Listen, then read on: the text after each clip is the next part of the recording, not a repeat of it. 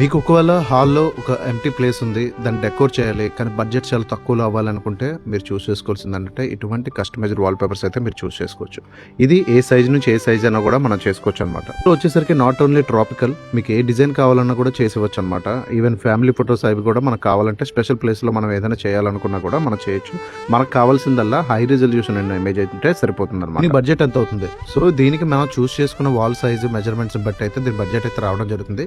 Comparing to some other ప్యానలింగ్స్ కానీ వేటితో చూసుకున్నా కూడా దీని బడ్జెట్ అన్నది తక్కువ అయితే అవుతుంది.